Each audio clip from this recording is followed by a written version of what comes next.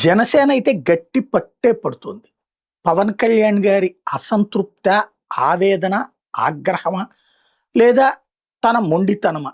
ఇదే రేపు తేలబోతున్నటువంటి పాయింట్.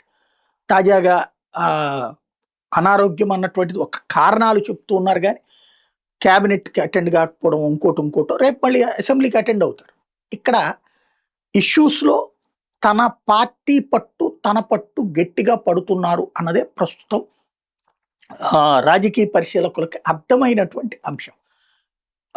ఎలక్షన్స్‌కి ముందు చంద్రబాబు గారితో పాటు వేదిక మీద కూర్చుని పవన్ కళ్యాణ్ చెప్పినటువంటి మాట 30% సీట్లు తీసుకొని, మామూలుగా మీకు 40% దాకా ఉంది.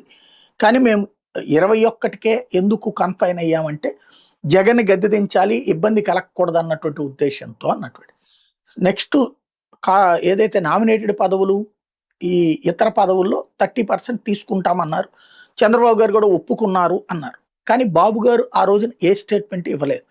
తర్వాత చూస్తే నామినేటెడ్ పదవుల్లో 5%, 10% అని లెక్కలేసుకోవాల్సిన పరిస్థితి. ఇప్పుడు ఎన్నికలు రెడీ అయినాయి. మొన్ననే విజయవాడ కార్పొరేషన్ మాకు కావాలంటూ జనసేన అక్కడే నాదెళ్ల మనోహరు, కందుల దుర్గేష్ వీళ్ళందరూ మాట్లాడారు. అయితే దాంతోపాటుగా 30% సీట్లు కావాలన్నటువంటి పాయింట్ తెర మీదకి వస్తే లోకేష్ 15% జనసేనకి, 5% బీజేపీకి అనటం, అది చంద్రబాబు గారు దాని మీద ఇంకెవరూ మాట్లాడొద్దని చెప్పారు. దాని మీద బాగా రివర్స్ అయ్యాక జరిగినటువంటిది చూసాం.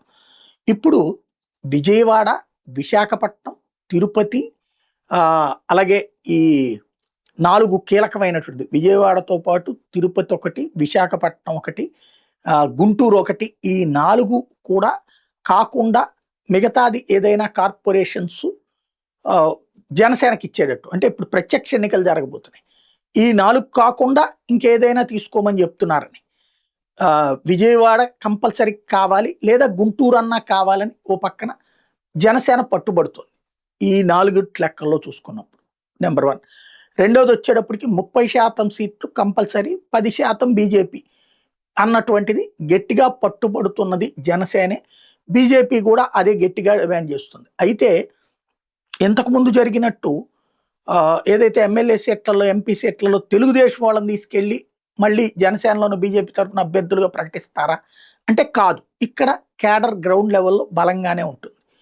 అయితే ఈ స్థాయిలో ఇస్తే గనక ఇక అది ఒక ప్రిసిడియం. ఇప్పుడు మొన్న అసెంబ్లీ దాంట్లో 15-5 లెక్కనైతే ఇప్పుడు వచ్చేటప్పటికి ఈ శాతం ఇస్తే రేపు అసెంబ్లీ ఎలక్షన్స్ కూడా ఇదే అడుగుతారు.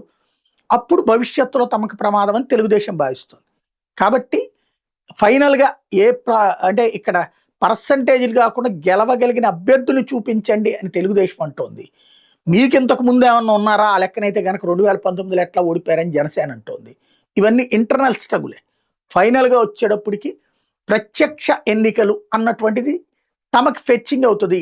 డబ్బున్నోళ్ళు, కులము, ఇతరత్ర పాయింట్ల ఆస్పెక్ట్లో తమ దగ్గరే ఉన్నారన్నటువంటి ఉద్దేశం తెలుగుదేశాన్ని. ఏం జరుగుతుందో చూడాలి.